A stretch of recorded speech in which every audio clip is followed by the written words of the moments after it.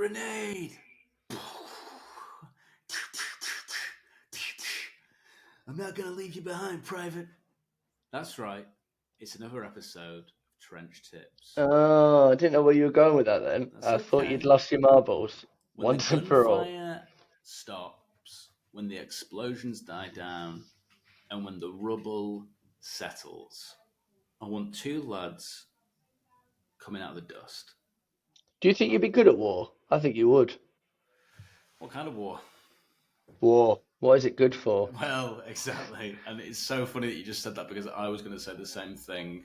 And I actually don't like you, but it shows that we're quite similar. You know what I like? Just on a side note, before we get into the tips and the tricks, one of my favorite things, we do a lot of calls together with clients, with training, with stuff like that. And my favorite thing is, although you can see in a Teams call both our names there, and although we don't look similar, you'll be talking and they'll go, "That's a really good question, Jack." Yeah, it's annoying. But, and let's be honest, it happens that way around more than the other way around. What they think you're me. Yeah, I've had people get on a call with me and think I'm you for the entire call, and you're not there. And obviously, the example that I think is just the funniest is something gutted and being like, "Oh, I thought you were the other one." The other one. And I like when people reply to your comment or comment on your post and they spell your name wrong. And it's literally, or in an email, happens all the time. People say thanks, Jack, to you, but Well, your email's there. I don't know if I told you this. Someone messaged me the other day on LinkedIn sales pitch, spelt my name wrong. So I said, I'm not interested, thanks, and then spelt that person's name wrong.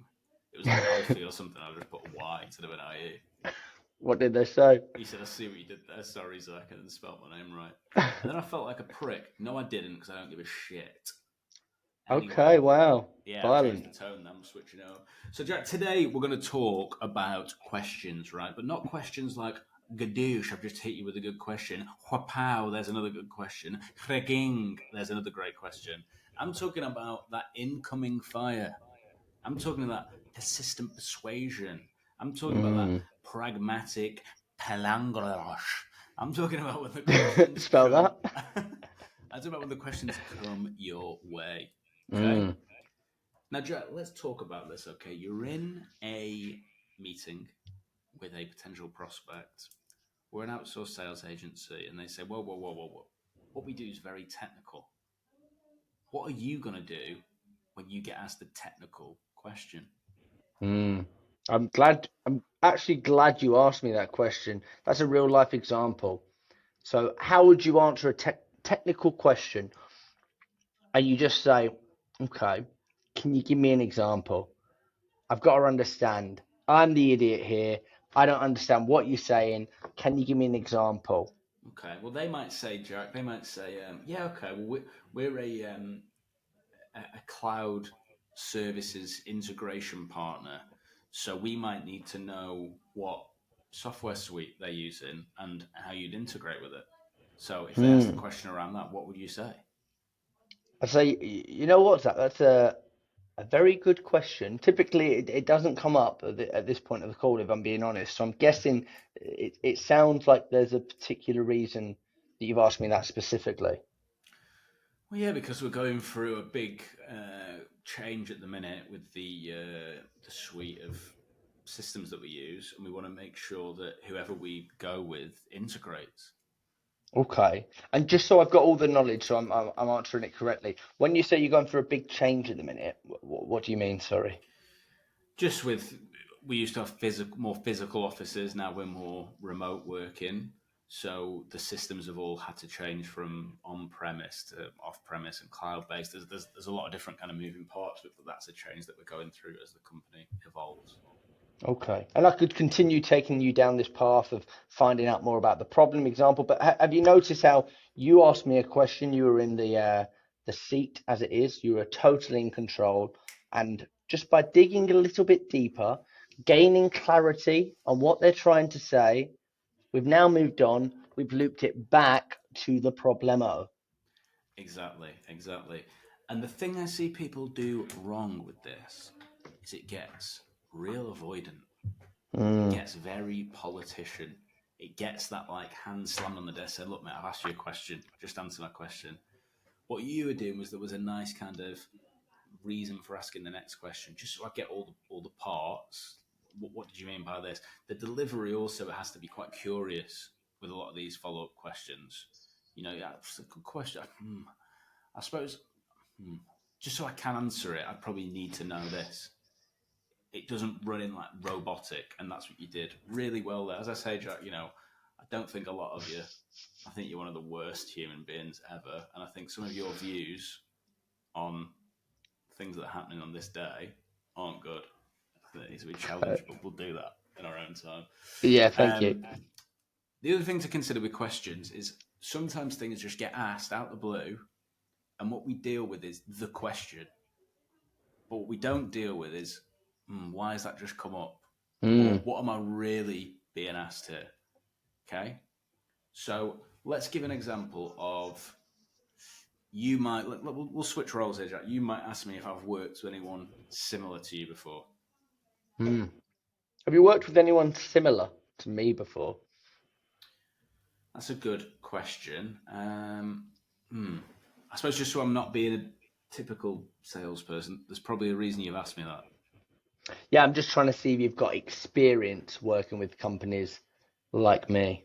Okay, and at the risk of doubling down, if I are you looking for me to have had experience or not have had experience? It can go two ways. Yes, I want to see if you've had experience with companies like me. Okay, and when you say like you, is it companies in your space, in your sector, going through the same problems you're going through? Just so there might be a few examples I can give you. I'd probably say like the plumbing and heating industry, that kind of thing. Okay, keep going. So like people in the plumbing and heating industry, SMEs turning over a certain amount of money from X to Y, and yeah, they're looking to solve those kind of problems. Okay, and no one likes a big, long, boring case study or testimonial. What's the tick box that you're looking for? What you're looking to see with those plumbing SMEs with that turnover?